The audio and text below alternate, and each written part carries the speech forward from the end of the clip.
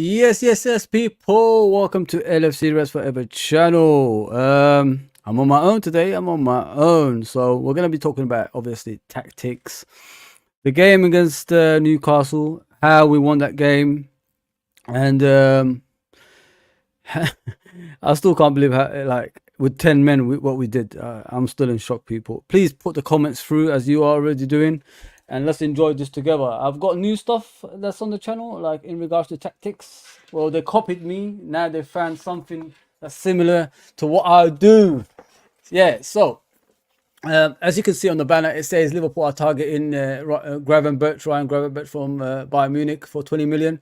I think that's the next step for Liverpool Football Club. They're trying to bring him in and mold him to a defensive midfielder as well as a central midfielder, as they did with Gini Wijnaldum when he was here the last time.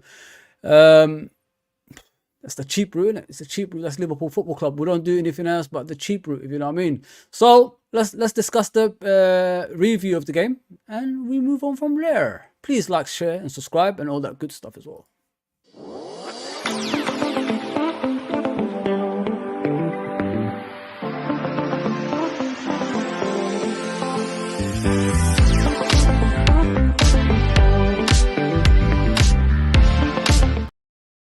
So game three, Liverpool won by 2 goals to 1. Obviously, Newcastle started off the game in a positive way. Liverpool was all over the place, as we already know.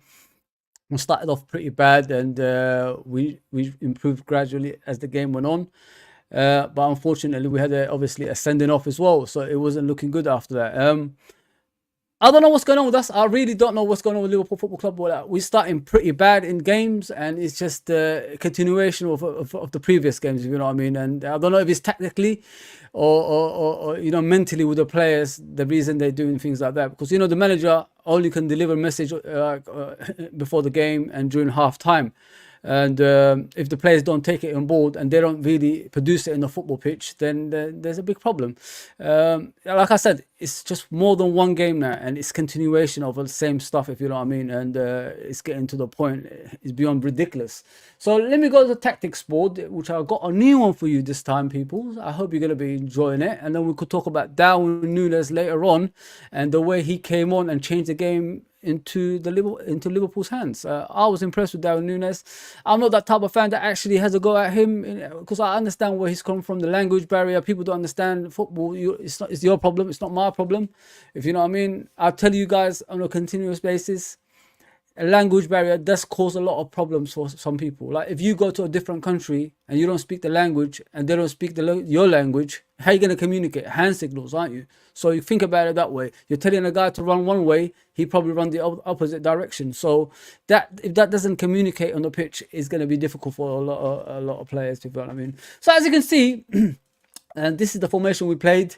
We played Trent as a right back, as well as Matip, who came in for Konate. I'm starting to get fed up with the Konate people. It's really getting irritated now. It's come to the point, like, what's the actual point thinking he's going to be the replacement for Van Dijk eventually if he can't even stay fit during training? During training, people. It's ridiculous. It's beyond belief. So old Matip comes on, does his bits, but I'm not all about Matip, guys. I'm like, I've passed that stage of my life thinking about Matip. Like he's good at doing things like this, running with the ball forward, and and coming from the back. Yes, I agree that's good at one point of his career, but he can't do that anymore, man. Like there's a certain stage of your career, your legs ain't gonna take you where you are anymore. And there's another thing as well that's starting to really, really irritate me, and this is it here. Why is Trent always coming inside, especially when other teams attack us? Why is he coming from that side? I mean, it's come to the point, like, enough. Like, we don't want to see Trent coming here. We don't want to do that anymore. We've got Szoboszlai that can, cover him in this midfield position that runs up and down. He's full of energy, and he's one of the best players that we got at the moment, Szoboszlai. And let's be honest here, he could do all that covering for him. Why is he still coming inverted? It's not all about Trent. I mean, Trent needs to be a defender first of all, then he could think about attacking. I'm tired of the inverted role. It's not working, people. Once you get found out, what happens? The ball goes over the top, and there's space for other people. It shouldn't be like that. Like you look at this. What's his name? that plays for Newcastle, this Gordon kid, he's a scouser. He knows Liverpool inside and out. You know what I mean? He will enjoy playing against Liverpool. He will do everything to destroy Liverpool Football Club. But yeah, we let him do that. He comes in from this side. He does whatever he wants, and it's really irritating because I can't watch that. Why should I watch Gordon, who plays for Newcastle now? He doesn't play for Everton anymore. Still doing the same damage as he was doing in the past against Liverpool Football Club. You know what I mean? Like, somebody hurt him. Somebody do something in the pitch to stop him doing these runs at us. But we don't do that. You know what I mean? Because our right back is already here, inverted and running about like a maniac all over the pitch. While he should be like doing what right backs do, and stopping this player developing and going forward with the ball. But we don't do that. You know what I mean? We can see the first goal, and then we have to recover. It's like common occurrence of the same games every single time we play as well, people. It's really irritating. But let me get to the comments, and we could continue the tactics as we go along. Hopefully you like this new tactics I go along. But, well, other people are doing the same things now as we go along as well. Yeah, so let me go to the comments as we continue to speak. Janet says, hello, Fozzy. Much appreciated, Janet, for coming on. Thank you very much. Tony says, just seen we've been linked with Indeed 20 million. I think he is same level as the core. No brainer. Get him. I like Indeed. I don't think he's the best player I've ever seen. Obviously, he's the replacement for Kante when I think he was the replacement for Kante at Leicester Football Club when Kante left, of course. It took them a while to get him through and replace that player. And if he's the one we're going for, so be it. But the thing is, like I said, guys, African nations. Think about it. We've got African nations in just January. So when the players leave for African nations, an important stage of the season, where are we going to get the replacement for them? For about a month or so. And, we're going to be playing 2 or 3 games. Think about it. Salah is already going. And we're going to get another African player coming in. Need to avoid Africa. I love Africa because it's my people, it's my place. But until they sort that out, the actual African nations to the summer, we need to avoid the January stuff. Avoid it. The Corey, I still want him. I still want to get him through the door. I hope they do that. Trudeau says sell Salah for 150 mil. Sign Bowen and Paulinho. Paulinho is about 28. Bowen is alright, but is he a replacement for Salah? I don't know. He might suit the system because running up and down and covering the pitch is what he's good at and things like that. But is he going to produce the same amount of goals as Salah? I don't think so. But did we expect that from Salah when we first bought him? I don't think so. So think about it that way as well. Like, Bowen is a good shot. It's a good shot, Trudon. I like Bowen. I always said we should have got him when we had the chance, when we was thinking about him not so long ago as well. So we go back to the tactics. This kid, Gordon, he was running us ragged. And it came to the point, I was just saying, somebody take him out. Somebody do something. But, our right back is so bad at defending. It doesn't matter who it is. They will still do this. I don't even see Gordon doing this to other teams. Am I the only one that's spotted this? He only does it to Liverpool Football Club. He hasn't turned up since he arrived last season. But all of a sudden, when Liverpool Football Club arrives, he's dribbling, going inside and out, taking shots at the goal. It's just too much. It is too much what's happening to us. And not only that, you look at the Bournemouth game. Bournemouth, who actually, I think, got beat the other day at home. They even looked at world class at Anfield, if you know what I mean. And how is that any good if we can't even actually perform at home as well? It's crazy, man. It's crazy.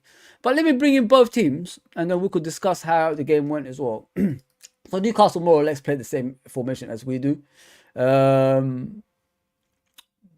they're different to the old Newcastle that we're used to, if you know what I mean. And it's not the Newcastle of old. We used to just go and beat any time we wanted.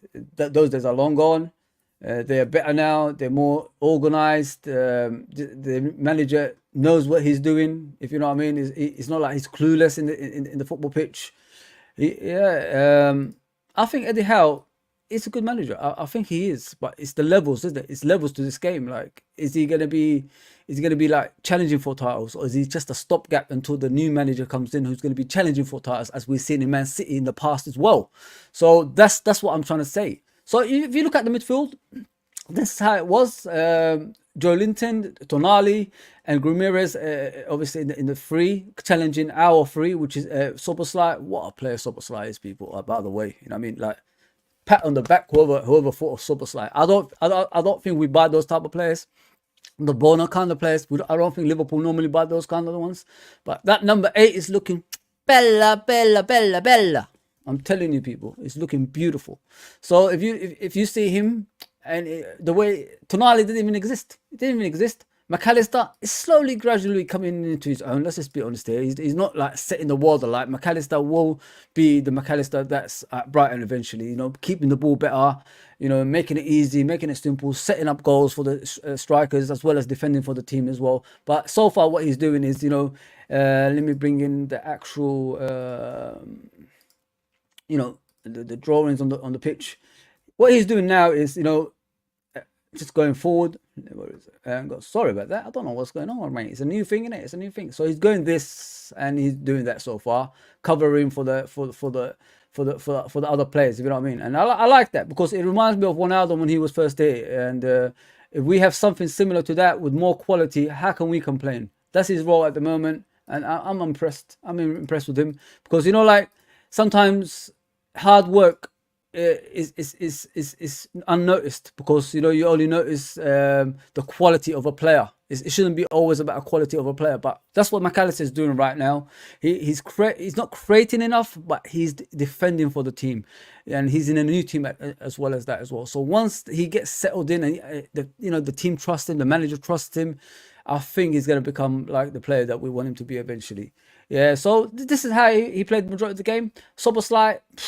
What can I say about Soboslai, people? He's nothing but one of the best players I've seen so far at Liverpool Football Club. He's just covering that whole thing. You know, like, Trent has got no excuse now. You know what I mean? Like, Trent don't have to come inverted. Play your right back position. Mark the likes of Gordon out of the game. You got this guy who's going to cover you if you go forward. You got Salah even comes back now. So if you've got all these players, this connection like with Salah, Trent, and Soboslai, it's amazing. It's amazing in my opinion, and I love it. I love it because, you know, it's like the old connection: Henderson, Trent, and Salah. Now, like, you got the three back together. So the way Soboslai plays, not only is he tenacious, not only is he like press machine. He's got quality on top of that that's going to arrive in the next few months. I'm telling you right now, you're going to see shots from that side going in. You're going to see free kicks going in. You already see the corners he's taking, but the players ain't taking advantage of it, which is annoying me so far. But I love Soboslai, people. Like I said, I've never thought we'd get a player like that, and he's amazing for what he does. So as you can see, like, both players are gradually getting into their own. I'm not hesitant about them. I know McAllister is going to come good eventually. Endu looks, not as good as people think he is, but he's only arrived a couple of weeks ago, 2 games, you know what I mean, and 10 men both times. So you can't really blame him for how he's performing on the pitch. Let's have 11 men on the pitch first of all, and then we could think about, how he's going to play eventually. And he's a new league. He's come from the German league. He's come to the Premier League. He's not going to be like, settle in straight away. So it takes time for players like this to come to their own. Please hit that subscription button, notification button, like button as we discuss the tactics. Then I'm going to move on to the next thing, which is Darwin Nunez and how he changed the game as well. So as the game went on, Liverpool were like all over the place, as I thought in the first few minutes of the game, like say 10 to 20 minutes maybe. Trent was all over the place in here, in my opinion. He couldn't handle Gordon. Gordon was just constantly running at him. And we've seen that before at Anfield against Everton, as I remember a couple of seasons ago, the quad season, the season we went for the quad that we didn't get. So it was kind of annoying, like seeing Gordon just dribble at him throughout the game, non-stop. And he fouled him. He pushed Trent from the back towards the touchline, and Trent threw the ball back, onto the pitch because he didn't get a free kick for it. I don't know what that referee was watching. Like, he pushed him from the back, ref. What are you doing? Do your job. I mean, like, it's blatantly obvious. The guy pushed him from the back. You don't need VAR for that. What kind of referee can't see things like that? So he got a yellow card for that, Trent, unfortunately. And he was living on the edge, as they say in that song, isn't it? Living on the edge. So Gordon was here, came in, and then Trent just put his arm on him. He didn't really push him. if players fall down that easily, then it's down to the player that's falling down because you're soft. You're soft. You know what I mean? You shouldn't be that soft. So we thought he's going to get another yellow and get off the pitch. But the referee came to his senses, realizing in the first one, it was his free kick. It wasn't Gordon's free kick. Oh, sorry. It wasn't a throw-in. So I might as well just give him a leeway this way. And then, listen, Trent came to his own as the game went on and he handled him better. But the problem is, unfortunately, Gordon scored a goal. Thanks to Salah passing back to Trent in here. You know what I mean? Like, I don't know what Salah is doing, to be fair. You know, if you look at the pace of the ball, everybody talks about Trent like he's going underneath his foot. But look at the pass, the pace of the pass for Salah done. It wasn't good enough, man. I'm being serious. Like, you can't pass like that. Especially, you know, when it's the wrong foot of a player. So the ball went behind. Gordon went behind and then, you know, slotted it in the net underneath Alisson's legs. So Alisson should have been better there as well. You know, normally Alisson closes his legs, but this time Alisson's legs were open and, you know, that's not good enough. That's not good enough in my opinion.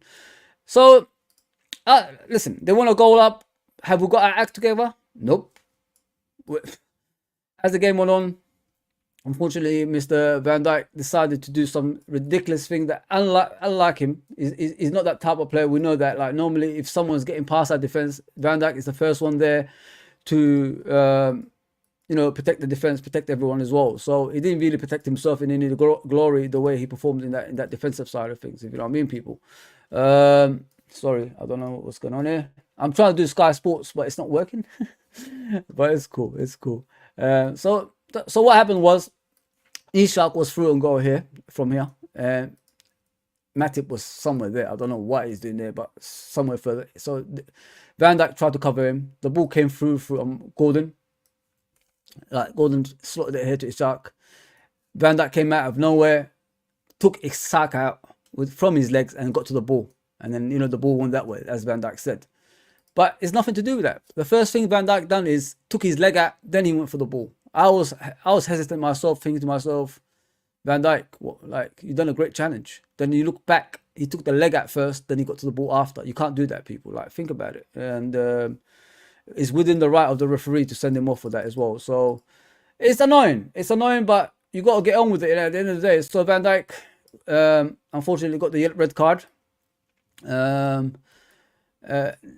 that was a defect for us.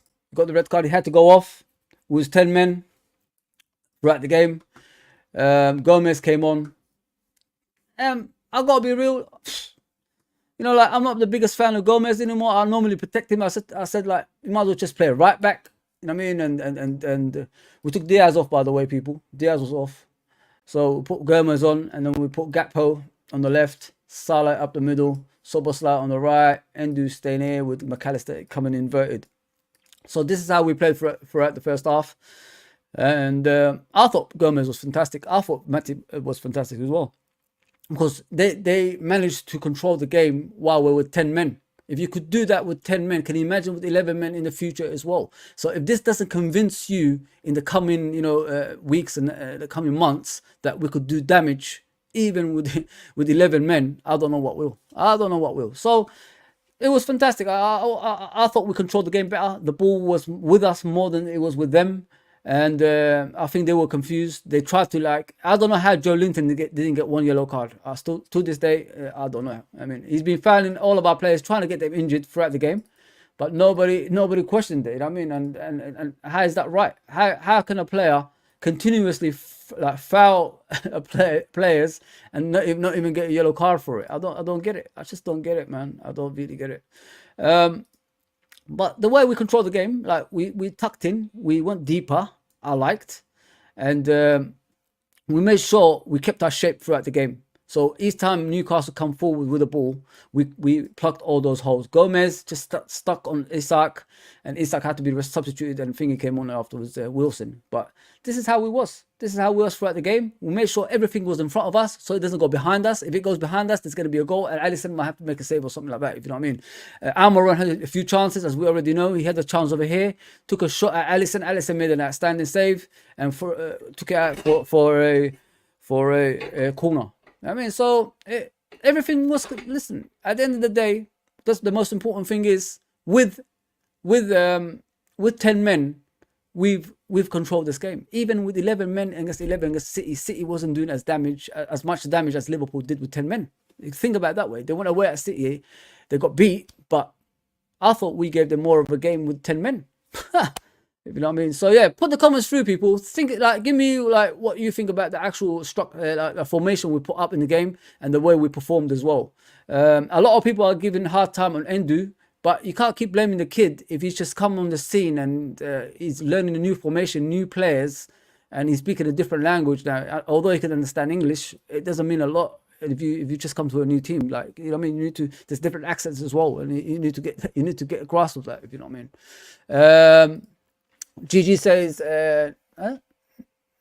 Nvidia is hard working guy, and this way genuine man marker. I think you're talking about the one is the one through, was it, who's it, Ndidi, yeah, that's it. Yeah, I don't know much about him, man. Like, I only watch him at Leicester now and again. Let's just see what he does if we're linked with him. I mentioned him a week ago or so. Sorry, I mentioned him a week or so ago. Yeah, but is he the type of player that will make Liverpool better? We'll have to wait and see, innit? We'll have to wait and see. Yeah. Cedric says, Fozzie, yes, thank you for coming on, Cedric. Much appreciated. And you got JK saying, bless Fozzie, you never walk on 7 points after 3 games. With 2 away games at Chelsea, Newcastle, just need two signings now. We've got FSG, brother. We've got FSG. So we have to wait and see what they're going to do, mate. We have to wait and see what they're going to do. Here's the king, Mr. John Conway. Thank you for coming on, brother. So I'm just going to go with the tactics. I hope you can see it, people. I'm going to, like, obviously talk about till the end of the game what exactly happened, how we controlled the game. But what I liked about our formation is the fullbacks. Let me just take Matip and bring him back in. I don't know what this red line is. As the game went on, what I liked about us, hang on, let me try to get Matip back in. Yeah, what I liked about us is the compactness. You know what I mean? We kept everything in front of us. We made sure Newcastle didn't get over the line, if you know what I mean, this line here. So if we let them in through here, Alisson will be in more trouble. But Gomez, with his pace and power, made sure Isak didn't get past him. Robertson didn't move further than here, to be fair. So he controlled Almiron. Although Almiron had a few opportunities to score. And we stopped, obviously Alisson stopped him. But we need to learn how to, you know, cover that 6-yard box, if you know what I mean, when the ball is there. And that Endu needs to, like, be more covering with the 3 defenders in the future as well, if you know what I mean. He can't be like just being a defensive midfielder and going forward. He needs to be around here to, you know, to stop the shots going on Alisson. But yeah, Almiron, if it was a different player that had technical ability like Mahrez or someone like that, I think they would have scored the goals. I think goals would have went in.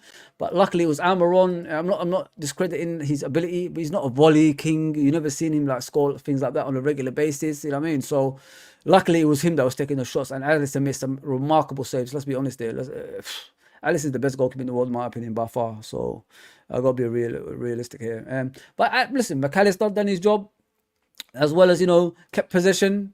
I've seen him at here sometimes with Almiron and Trippier coming in. We stopped Trippier's, you know, service. Don't forget what Trippier does, people. He goes in the byline, gets the ball and crosses it in the box.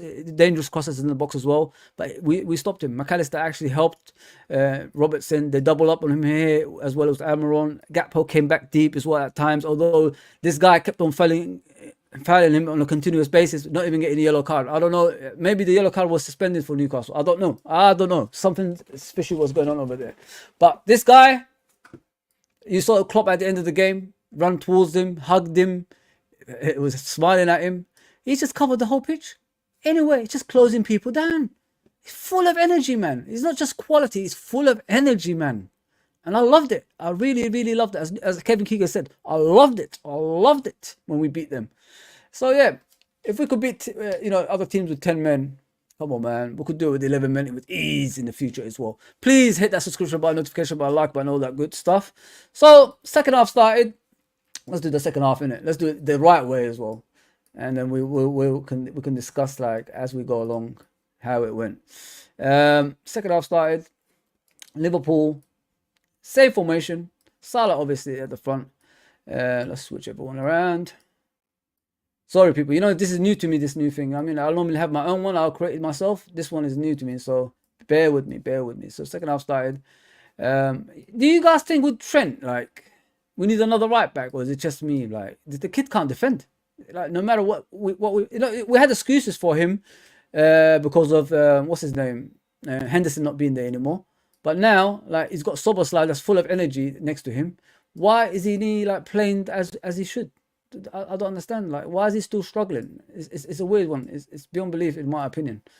He needs to start like performing. Otherwise, in the near future, like, we need another right back that's actually going to be in a regular position of that place. Because, you know, like with Trent, if you can't defend, we've got to move him up into midfield, as a lot of people say, and that's a true fact. We might have to move him up. Yeah, so as you can see, the formation was like this. Still obviously 10 men. Nothing's changed with Liverpool. And Gravenberch obviously coming here. Salah playing as a striker. McAllister covering with Endu. So more or less, McAllister was like deep. He wasn't really far away. But, you know, what I liked about him is his control of the ball, as I always alerted to. That's what I like about McAllister. Messi vouched for him in the World Cup, said, you know, I need him to play. You know what I mean? And if we're going to win this World Cup, McAllister has to play.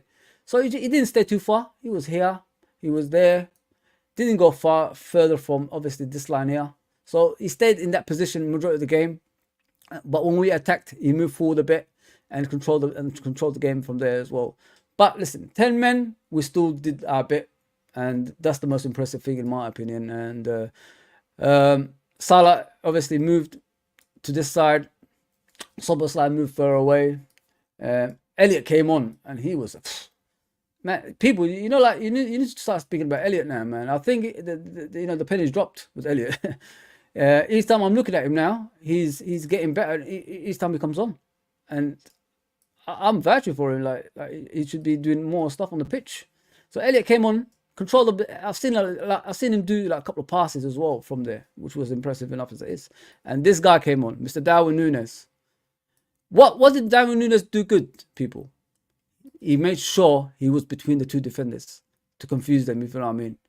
That's what I liked about Darwin Nunez in this game. I said he should have started. Let's just be honest here. He should have started this game because, you know, Newcastle's pitch, St James's Park, is actually big. When it's big, it means like there's spaces in behind the team. And when you got the ball and the defenders are here, more or less, you know, like you look at Botman and Scher, they haven't got the blistering pace. Let's just be honest here. The ball goes over the top here. Who's going to catch Darwin Nunez, people? Be honest. Who's going to catch Darwin Nunez? Not many. So let's be realistic here. That's what I liked. You know what I mean? Each time we got the ball, hang on, let me take off Gakpo as well. Bring on Jota. I'll come to the messages. Don't worry, people. I'll come on to the message. Hopefully I got Jota in there. There it is. Yeah, you know, like a lot of people haven't been talking about Jota. A lot of people haven't been talking about Jota, man. Jota performed an outstanding role in this game. He made it calm, composed when he came on. You know, he wasn't like rushing passes or anything like that. He was making it simple. He was passing the ball back, forward and all that stuff. The way Darwin Nunez scored that goal is because of Jota. Jota came here, passed it forward. Nunez came through. No one can catch Nunez. Let's be that blistering pace. Bottom corner, side netting, post, everything. No chance for Pope. No freaking chance. From here, man. From here. And don't forget last season, Darwin Nunez was scuffing shots, going out wide. And we're forgetting this, going there. Sometimes a corner flag. Now, it's going side netting. And I told you that. Klopp told you. He sees a Lewandowski in him. Raw in the beginning, but he will improve him. Second season. He's going to be a different player. You've been told. All those haters out there. We need a number 9. Why do we need a number 9? You ask yourself that question. Because we want to be different. We want to be technical this season compared to hard working and running players into the ground to the point in a few seasons they can't play anymore as it happened to other players that's left. Think about it that way. Think about it that way. So you guys can stop complaining about, you know, saying like, you know, players are tired. We haven't replaced them. You can't replace the whole 11. You have to do it gradually. So now we've got technical ability players on the pitch. We'll keep the ball better. We'll control games better. if it doesn't show you with these 10 men that what we did in this game, I don't know what will. I don't know what will. So Jota, majority of the time, played on the left-hand side, but he came in and caused them more problems. Trippier didn't know where to go, come and go. So he was confused. Should I go there? Should I go here? Should I go there? You know what I mean? So Jota just made it even more complicated for them with the 10 men we had. So he came inside majority of the time. He had his own opportunities as well to score a goal, but you know he didn't score, of course, obviously. So the second goal came in through obviously Ramirez coming through the middle, trying to play a ball through Elliot, but Elliot anticipated it. Went to Salah. Salah. I don't know what Salah did because I was looking at the gap here. Sorry about this. I was looking at the gap between the defenders. Sorry, it was burning. It was Dan Burn. I was looking at let me get target on. Sorry, people. Like, I'm trying to bloody figure this thing out, but it's not working. Let me target on. What's name is target? Yeah. Sorry, people. I apologize. There's a lot of stuff I'm doing for you guys today. Yeah, I mean, I have been away for a while. I hope you like the actual thing though. Put in the comment if you like this tactical thing. We could discuss as well. You know what I mean? As well as you guys put in the messages, and I'll put the messages up. We'll discuss it after this as well. So yeah. So Dan Burn obviously has got blistering pace. So what Salah did somehow, some way, he fed the ball through here. So once this guy starts running, nobody's gonna catch him. Nobody's gonna catch him. So he just took a shot away from Pope. Pope had no chance.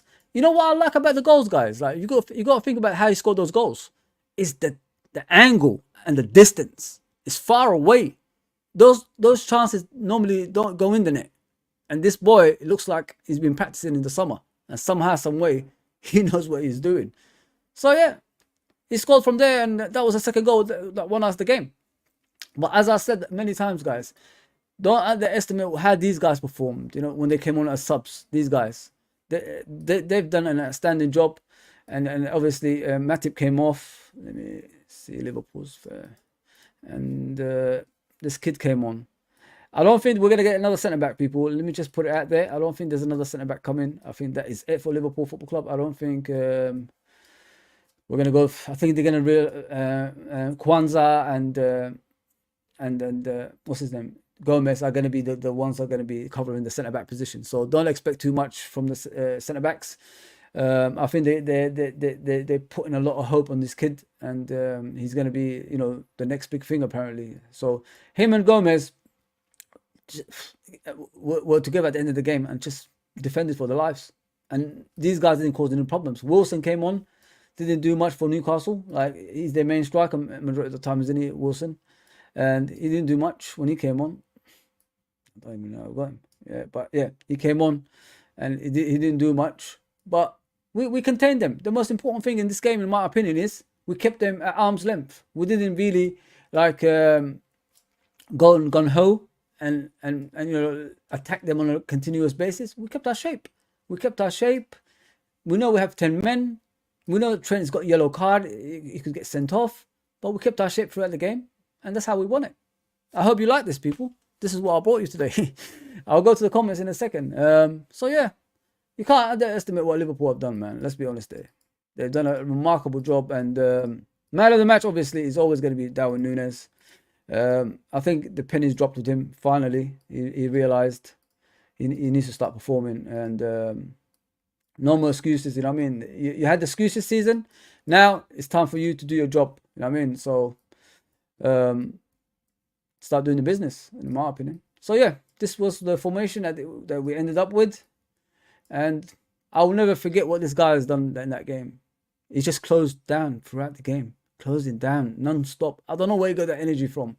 And not only that, people, like I said in the beginning, he's got technical ability to burn as well. And Harvey Elliott, he comes on now, and he changes the games with his ability. Like, he's passing from deep and finding players as well.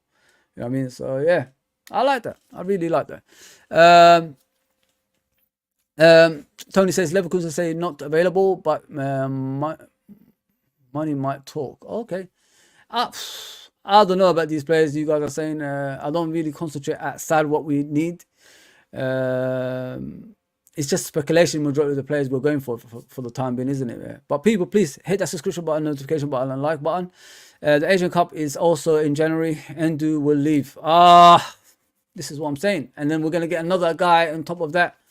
It's going to be a mess, bro. It's going to be a mess. It's going to be a mess. Yeah, people, just get in the comments, innit? Get in the comments. Afternoon, bro. Yes, Stefano. Big up, bro. Big up, man. Big up.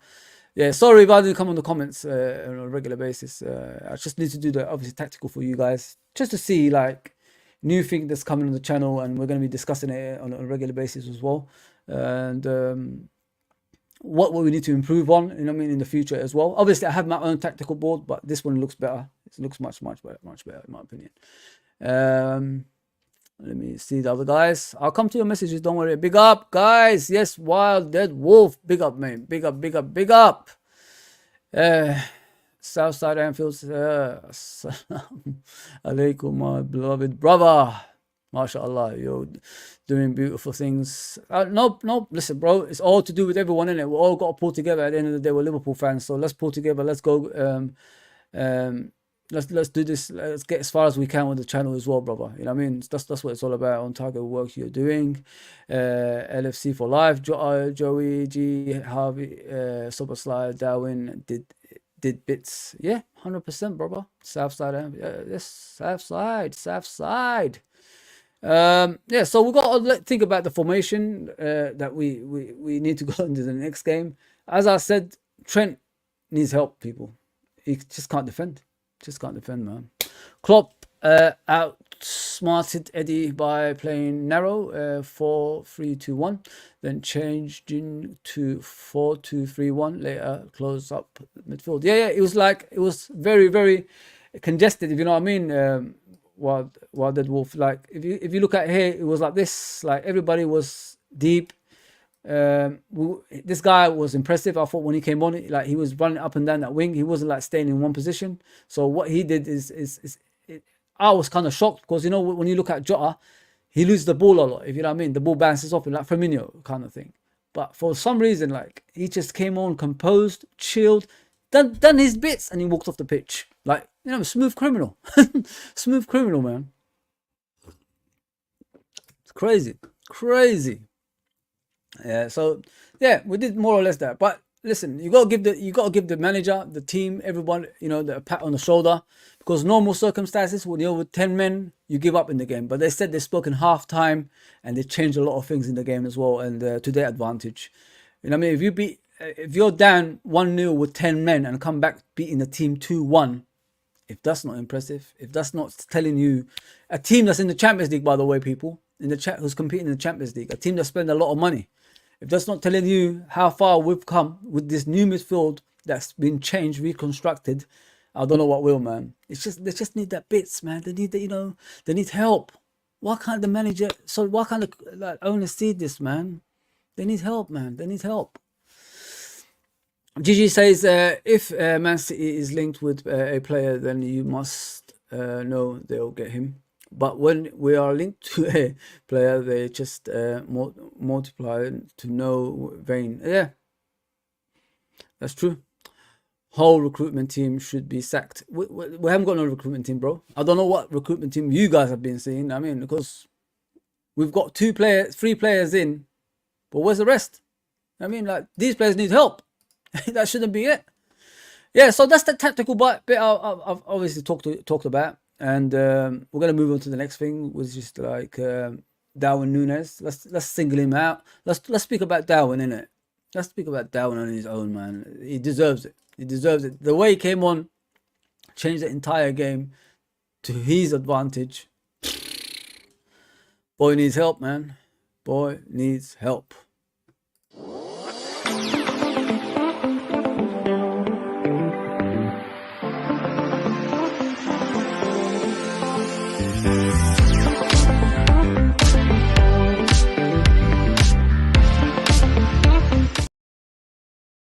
Yeah, so as we was discussing, Darwin Nunez, like, in this game, he came on, changed the game.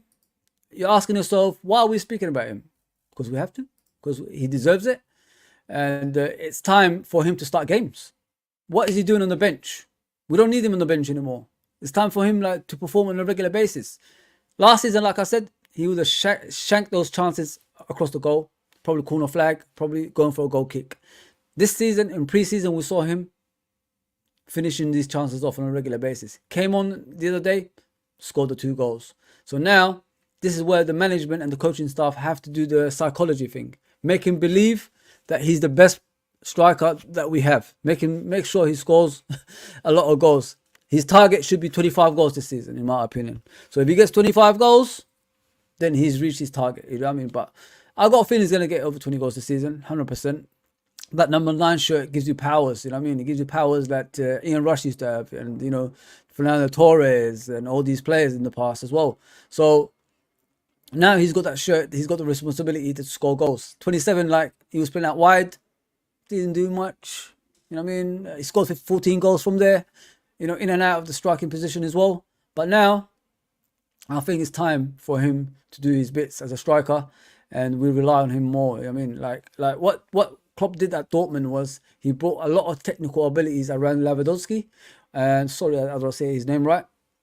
And then he told them, like, this is how we're going to win the games. They went to the likes of Madrid, they went to the likes of, you know, Man City, and beat teams like this, you know, in abundance as well. This is what I want to see from this team now. Like, it's not only hard working, they technically one of the best, I think, in the Premier League now. So if we could marry those two things together and not outwork ourselves in the games, we could actually, you know, win games easily, if you know what I mean. So just relax on the ball. Don't overexert yourself. Don't make the wrong choices as well. Sometimes I see with our players, they make passes that you're not supposed to make passes. You get what I'm saying, people? Like, it goes to the other team, then they counter-attack and get a chance. We shouldn't be doing things like that. I see Matip sometimes the other day. He held on to the ball for far too long, and he made the wrong choice of passes, and then it ended up as a counter-attack for the opponents. Things like that should not happen. Pass the easy pass. Let the people that could do the complicated passes do the complicated passes. You get what I'm saying? So this is what we need to do, like, going forward. And this guy, and big pitches like the City, like City's ground, Newcastle's ground, Old Trafford, he should play, because he could get behind them and, you know, expose that, you know, back line with his power and pace. Gakpo, small, tight stadiums, he could, like, control the ball, you know, build up the play, come deep, let the defenders come out of position. Salah and Nunez, so Salah and Diaz could go behind, and he could thread the through balls to them, like as Firmino used to do in the past. That's what we could do with Gakpo. But with Nunez, big pitches, he should be playing, man, in my opinion, 100%. Yes, people, if you're new to the channel, please subscribe, hit the subscription button, notification button, like button, and all that good stuff. And share the channel around as well. So, Darwin Nunez, for me, was man of the match, hands down. I'm not going to change my mind about that. The way he came on and changed the game. It's like an angry player coming on the pitch and, you know, saying, I'm here. It's time to play. And that's what he done. So this is why he gets the man of the match, scoring 2 goals and having that energy and motivation, like, to even get back and defend for the team as well. And that's what we need for our team. Yeah, so next one, we're going to talk about the referee, man. I'm starting to get fed up with these referees. I'm really fed up with these referees. It's just becoming a common occurrence with them as well, and it's annoying me.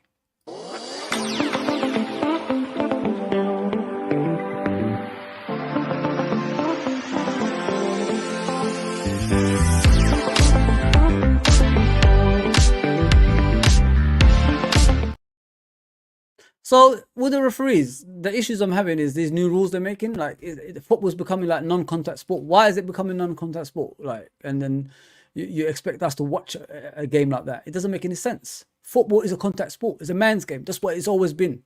We need to stop this, accepting this this football that's less attractive to watch. If you know what I mean, it's not even attractive to watch anymore. So we need to, like, look into this. Hopefully they do what they normally do. As the season goes along, they calm down with these yellow cards and all that stuff. You look at Trent's first yellow card. Obviously, he only got one. Gordon pushed him from the back with an elbow like that. Didn't get a free kick. They got a throw. So he threw the ball back in the pitch, saying, like, how can that not be a free kick to me? And then he gets a yellow card for that. Just a little slight throw. It wasn't even like something that's like thrown at a player or anything like that. It was just a slight throw, just back on the pitch. And then he gets a yellow card for that. And then the referee, like, makes an excuse out of it, which I don't understand. Shouldn't someone actually tell him, like, that's not a yellow card? There should be a free kick to Liverpool Football Club?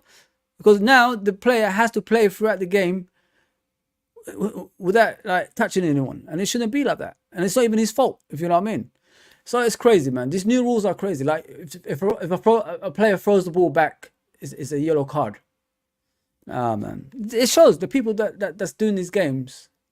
They don't know football. I've always said that men in suits don't know football. If you ever played the game, you don't know football. You look at the referees physically; they don't look like people that actually played the game either. So this is what we're trusting in our game. It's crazy, man. At least play Sunday League football. At least referee in Sunday League football or something like that before you actually become professional. But they just come straight into the game and get coached in a weird way, and then they come onto the pitch making silly rules. And then you look at the McAllister actual red card. It got rescinded. Come on, man. That wasn't even a yellow card. Forget about a red card. And they get away with it, but they referee the next day. Oh, so the next game, they keep refereeing. They don't get no punishment. They don't even come after the game and say what's the reason they actually send off the player. It's crazy, man. It is absolutely crazy. Yeah, so that's what I want to say about the refereeing. Things need to change, because if we're going to continue watching this nonsense, the game is going to become less interesting, and that's what I'll worry about. I mean, if it's a non-contact sport, what's the actual point watching football? Football is a contact sport. It's crazy. It's crazy. Yes, people, if you're new, please hit the subscription button, notification button, like button, all that good stuff. Let me get to the comments.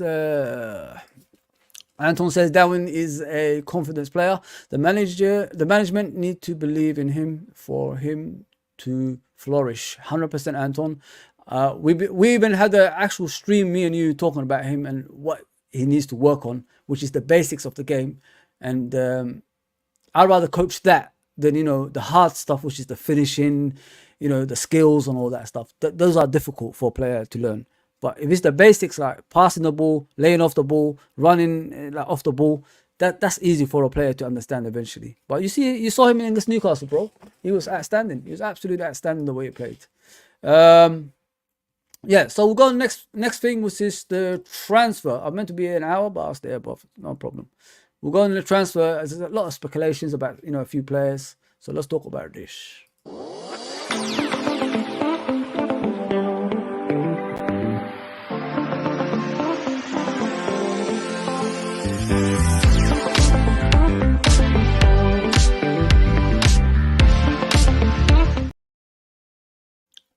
So, hopefully I can get it up. People are talking about Salah going to Etihad, Saudi Arabia. A lot of speculations been happening, going around, Twitter, YouTube, etc. I don't think he's going to be leaving now. I'm convinced the way the team talked, the way like Allison talked, the way manager talked, it would take something, around the 200 million mark for him to actually even think about going at the moment, because we haven't got no replacement for Salah. If Salah leaves, who's going to replace him on the right hand side? We haven't got no similar player. We haven't even scouted a player that's going to replace him yet. So you got to think about the long term of the season. Like if Salah goes, who's his replacement? It can't be Harvey Elliott. Who's available out there? Someone said Bowen from West Ham. Is he going to be the same as Salah? Nope, he's going to be different. He's going to be more defensive minded player as well as attacking. But he'll get you probably 9-8 goals a season, 10 maximum. But Salah gets you over 20 goals a season. How are we going to replace that? Think about it that way, people. How are we going to replace Salah 20 goals a season? It's impossible. So he signed a new contract last season. Let's just see where it's going to go. That money is hard to turn down as well. Like me and Harley discussed a few streams ago. When you're offering 350k a day compared to the week and tax you get on that, it's a no-brainer for a lot of people. They actually go. I mean, they'll drive down there, even if it's Saudi Arabia. They'll find a way to drive a car through the water to get there. So yeah. So but the way Klopp is talking, the way the players are talking, it looks like there's a lot of stuff putting in their mouth, and it's not coming from them. So if you look at what Alisson said, let me look for that. Yeah, if you look at Alisson's, if you look at what Alisson said, he said with so much talk around us about our feelings about the transfer window, please don't put words in our mouths. See, even if Alisson is saying that, people, it looks like the players ain't saying nothing behind the scenes as everyone is thinking. Our best goalkeeper since Clements is saying that. Bruce Grobbler, I love you. You was my goalkeeper growing up. But, you know, Alisson, I got to be real. Alisson is just different breed, mate. I mean, so I got to be real. Looking forward to meet you one day, Bruce Grobbler. But, yeah, Alisson is the second best goalkeeper since I've seen Liverpool. You know what I mean? So I got to be real. I love you. But, yeah, Alisson. Yeah, so if Alisson is saying this, don't put anything in their mouth. So it looks like the players are not saying anything. It's just someone putting stuff in their mouth so the players could be unsettled. What worries me more than anything about the transfer is why are these Arabs going after the teams they sponsor, the teams they own? They sponsor Arsenal, Emirates Stadium. Anyone notice that? Man City, they own them. Newcastle, they own them. Man United, about to own them. So the big clubs, the so-called big clubs, no one is chasing their players. No one is unsettling their players. Why is our players getting unsettled? Because they don't want us to be in top 4. Think about it. They don't want us to challenge. Think about it, people. That's what you got to think about. That's how I was thinking. I was thinking, why are they only chasing our players? People talk about our owners, like, you know, they can sell players and all that stuff, you know, get rid of players straight away. But what about the other clubs? Why are you going after Arsenal players? Why are you going after Man City players? Why are you going after Man United players? Why are you going after Chelsea players? So we thought about Chelsea as well. Chelsea's investors who invest in Todd Bowley are Arabs too. That's why they got a lot of players out of their books going towards Saudi Arabia. So you got to think about it, people. So the only club that's not in touch with Arabs, which is Liverpool, who are unwilling to sell to Arabs. Arabs want us, but we're unwilling to sell, are the only ones getting targeted. Coincidence? There you go, people. Think about it that way. I don't need to say much about that. You're asking yourself, why are you talking about Arsenal? Emirates Stadium, who sponsors them? Think about the name. Yeah, is it slowly in there? There you go. Man City, who owns them? Yeah. Newcastle, who owns them? Yeah. Man United, potential next month. Who's going to own them? Yeah. Chelsea, who's the investors? Think about it. The only team that hasn't got any investors from the Arabs and is a big club in the Premier League is getting targeted. You ask yourself why. Who wants a strong Liverpool Football Club? Not many teams. Our fan base, the way we are, the Liverpool way of life, nobody wants that as champions. Premier League don't want that. FA don't want that. I mean, we boo the national anthem. We boo a lot of stuff during the finals of the cups and all that stuff. Don't you think the system has a part to play in the referees as well when we're getting bad decisions on the pitch? I'm saying it because I'm brave enough to say it. Not a lot of people want to say things like that. So there's a lot against us, people. We've got to stick together. Our ownership needs to wake up. If they don't wake up, we'll be way behind everybody else, which is scary in my opinion. We've got a manager called Klopp, the best manager in the Premier League in my opinion. We need to support him in a way that he can compete in the pitch on a regular basis. We're not too far from the Premier League, people. You look at player for player, we're better than most of the teams. But if we add on to that as well, we'll become better than the other teams.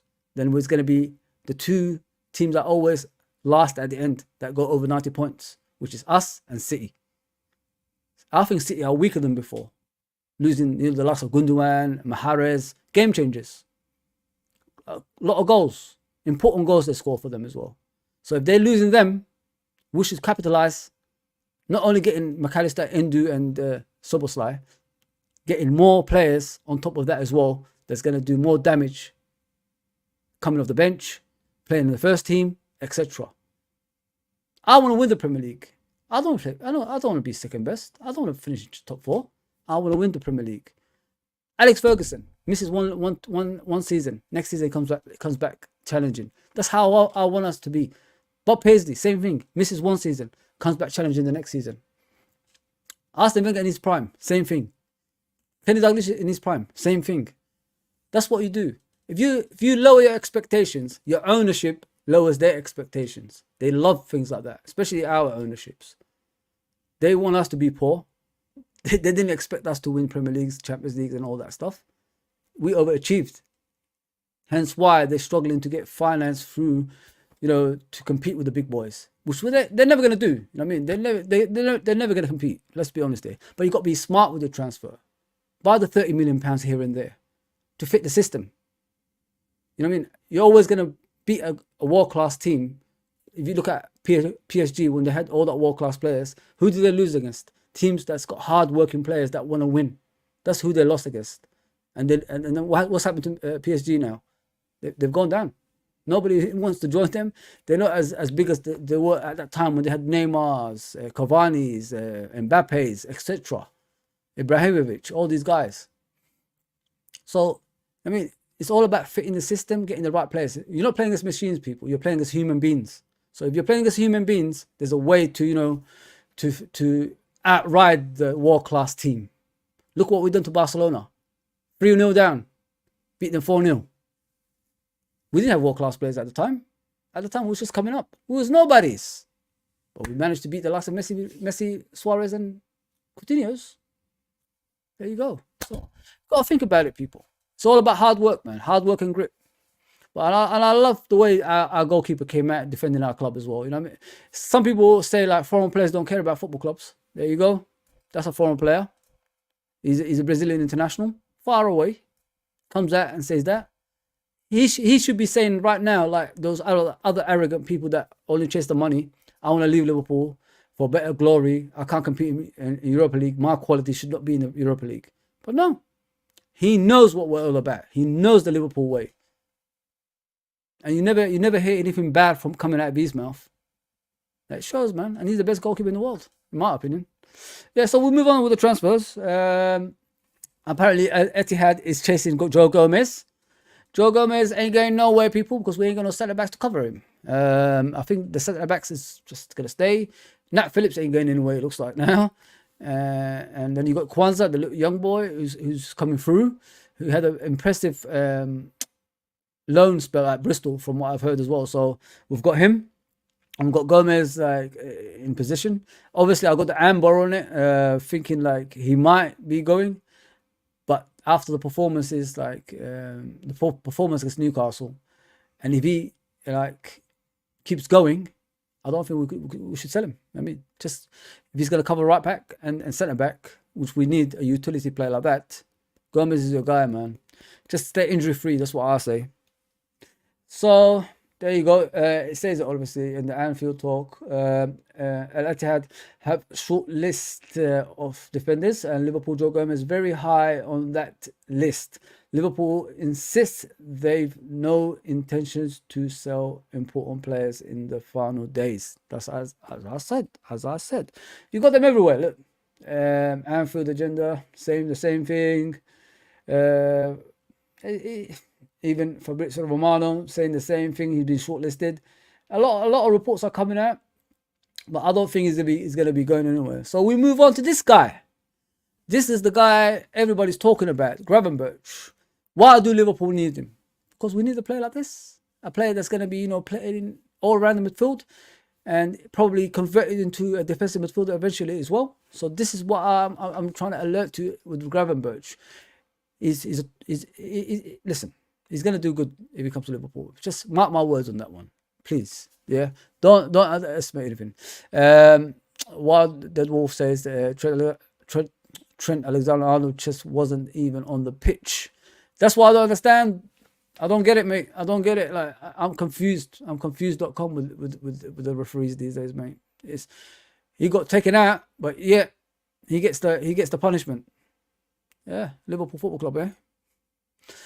Newcastle made lots of fouls, but not even a card. Yeah, Joe Linton, of course. We saw Joe Linton doing what he was doing, taking out players. On another day, probably injured a couple of players. But yeah, it's Liverpool Football Club. Who cares? That's how it is, isn't it? That's how it is. Tony says Gordon Little Savage should be being booked on 2 occasions. Yes. One ugly player though, let's be honest there. He needs to sort that hair out, man. Sorry, I don't normally say things like that. Abdul says, hi Fawzi, assalamu alaikum, how are you? And also, how is your family, relatives and friends? Newcastle 1, Liverpool 2. smash and grab job last Sunday. Do match preview against Villa versus Liverpool next Sunday. Respect. I am Abdul. I am. Thank you for asking about family and all that stuff. I appreciate that, brother. Everybody's good. Yeah, we're recovering well. Everything is good, brother. I hope the same goes to you as well. I hope everybody's good. Well, we're going to be active on a regular basis on this channel. That's the whole point of it. We're trying to build a fan base, and it doesn't cost a thing, people. Just hit the subscribe button. I mean, there's a lot of us on this channel, so you're going to get taste of everything, like bad, middle, good. You're going to get all that. You could say good, middle, bad. You could say that as well. So yeah, we're going to do everything we can to get the best panel for you, and you know, the best suitable stuff for you as well to talk about, if you know what I mean, guys. Yeah, so with Gravenberch, you got to think about it, people. What is he? A central midfielder, right? Remember Wijnaldum when he came to Liverpool Football Club? Wijnaldum was an attacking midfielder. He wasn't like a defensive midfielder. He wasn't a central midfielder. He was just an attacking midfielder. Liverpool transformed him into an all-round player. So this is what I'm expecting of Gravenberch if he comes to Liverpool Football Club, to become an all-round player. And if he becomes an all-round player, that's advantage for Liverpool. So if players get injured, he could cover in defensive midfield, he could cover in central midfield, he could cover in attacking midfield. And what I like about Gravenberch is he's comfortable with the ball. He's very, very comfortable. So as you can see, like with him, I don't mind it. I don't know why people are actually fussy about it. he will do his things. Just believe in the, you know, the transfer if it happens, man. It looks like it's gonna happen as well. 20 million. What is it? 21. He's got the world at his feet. Still got time to develop. Why not? Why not? Anton says, I think it was great tackle by Virgil van Dijk, but he did go through the man to get to the ball. The ball. To be fair, yeah, Anton, it was a foul, mate. Like, I was like you at the beginning. I thought like maybe it wasn't. Then I realized afterwards he got the player first and then he took him out. Come on, we played Anton. You know how tackles go. It was. I hope it's just a one-match ban, like they said, but it could go further because of Van Dijk's language after that. He didn't put himself in glory, you know what I mean. Abdul says, hi Fozzy, everyone. Will LFC going to buy anyone this summer? Transfer end. Like, comment, subscribe, and many thanks. I'm hoping we're going to get someone. Like I said, Gravenberch is the likely one it looks like we're going to get.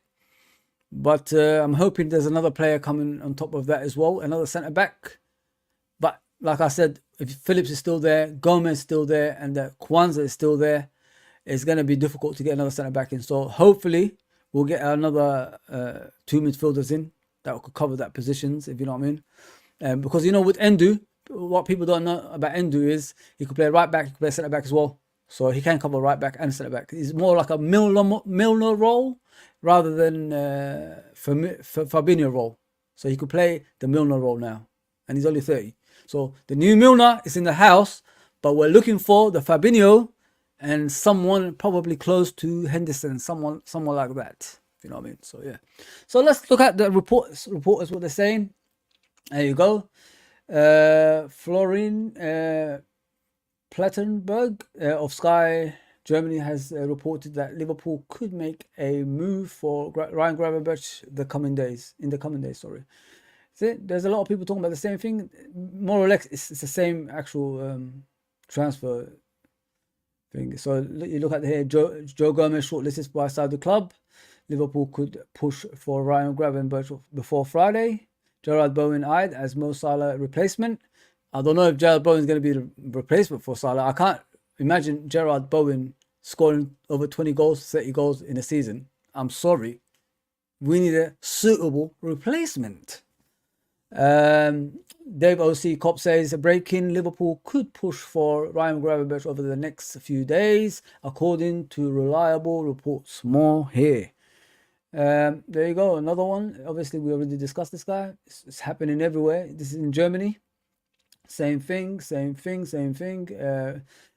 If if the same stories are coming out, then it's more or less true, if you know what I mean, people. So this is the guy I was talking about. Obviously, I put the red mark on it because nobody's talking about it. If I put the red arrow, that means it's not happening. With Douglas Luiz, we was chasing him last January, I believe, and Arsenal was chasing him, and I think Man City. So there was a lot of teams chasing him last January. Why has it just stopped? That's what I don't understand. He's the type of player we need in that midfield. Why aren't we going for him? Like, it's not like Aston Villa is going to stop anyone going for him. Think about it, people. You need a defensive midfielder.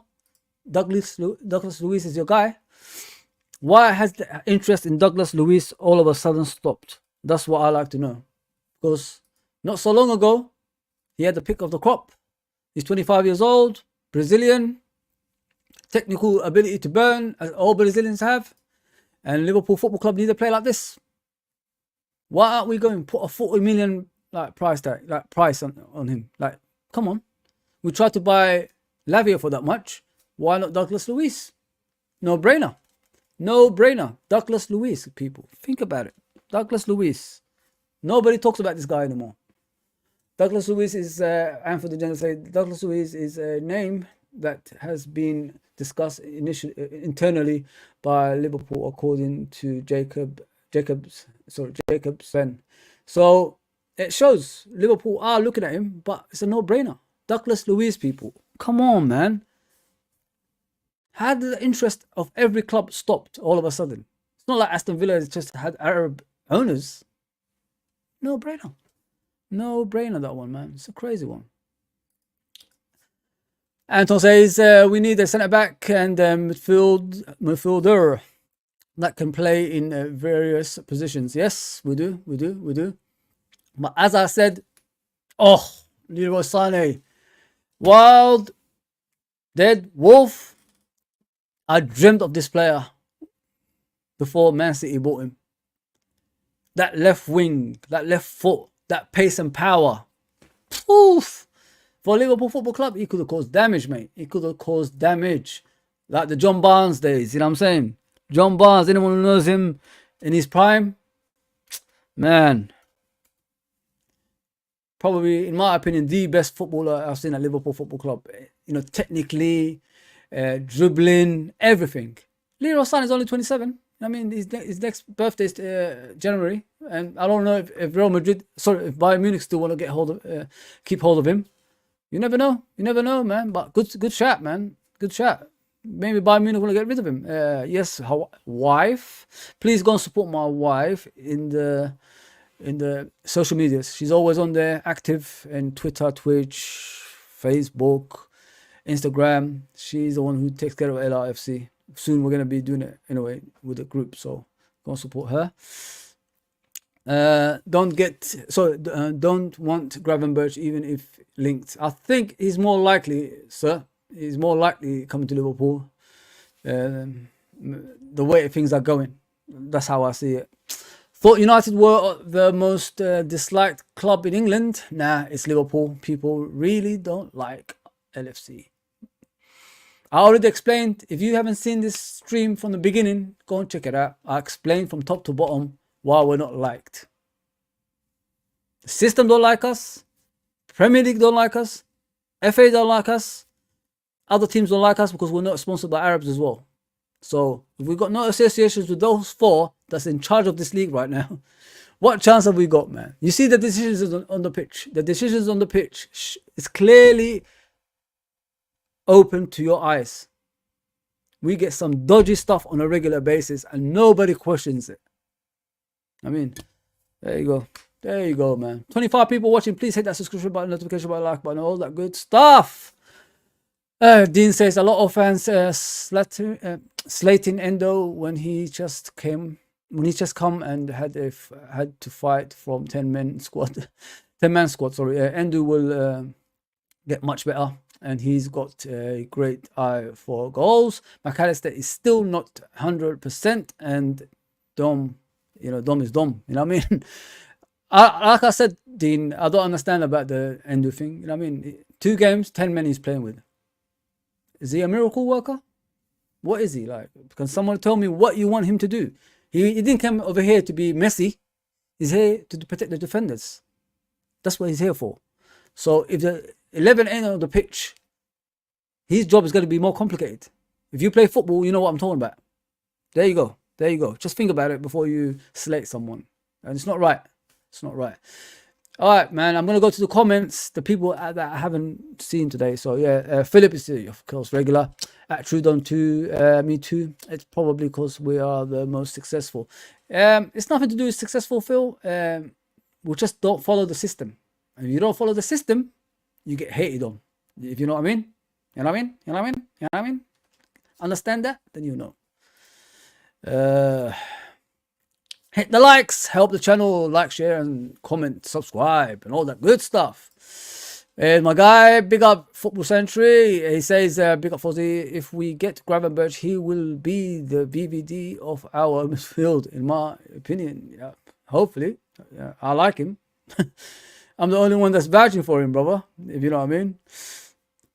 And yeah, let me just go to comments. I'm trying to get to all the comments, people. Yeah, as much as each minute ticks by, my hopes of another signing, yeah, erodes. Yeah, erode. Yeah, erode. Yeah, yeah, 100%, brother.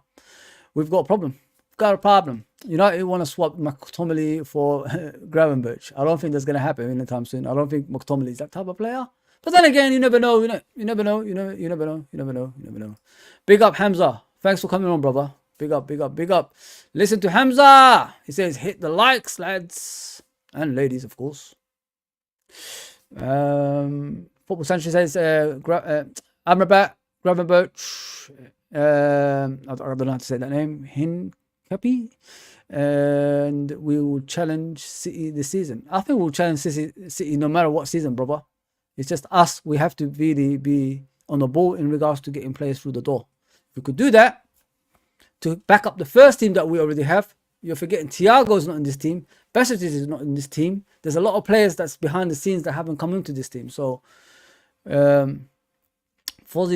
love my bro. Yes, of course, Hamza. Thank you, brother. You think we get a player in? I think so. Let me just give it a little hope. We have to wait and see, innit? We have to wait and see, bro. With this, you know how I feel about FSG is they're not my cup of tea. You know what I mean? That rhymed. You know how I feel about FSG. They're not my cup of tea. But, you know, we have to wait and see. We have to wait and see. So, yeah, you can see I pretty much covered everything. Tactics, review, everything that's surrounding Liverpool Football Club. I work hard on these people, you know what I mean? It's not as easy as you think it is, you know what I mean? So, let's get back to the main thing, which is that. I hope you enjoyed it. Please hit that subscription button, notification button, like button. We'll be back very, very soon. I could be back tomorrow, 2 o'clock again. Maybe a transfer will happen. We could discuss it or something like that with a panel. But yeah, just keep an eye. We're active every day. Even if it's not a live show, I will do, you know, an update, you know, like a pre-recorded as well. So yeah, please, people, if you're new to the channel, hit the subscription button, notification button, like button. We're on the road to 2,000. I hope you enjoyed this. I got my new tactical board today. I was showing off with it. I hope you liked it. And yeah, just support everyone. Like, it's not just me. There's so many other channels on YouTube. That's great. I just wanna, if anything is possible to help anyone else, let's do it. Innit? That's what we're here for at the end of the day, and it's free. It's free, people. There's Uncle Rods. You can see, like, all these people, like 12th Man, who's part of this channel, Klopp TV, who's part of this channel, LVFC TV, who's part of this channel, Uncle Rods, who's part of this channel, Neurobeats, Football Analyst, part of this channel, Quasi, part of this channel, James Phillips, part of this channel, and Man TV, part of this channel. Go and subscribe to all these good people, man. It's not all about having rivalries. It's all about supporting each other. That's what I'm here for. And I'm enjoying it. I'm really enjoying it. My second stint is what Fozzy wants to do, and I love it. I really, really love it. Yeah. So Liverpool 2, Newcastle 1, and Mr. Darwin Nunez. The doubters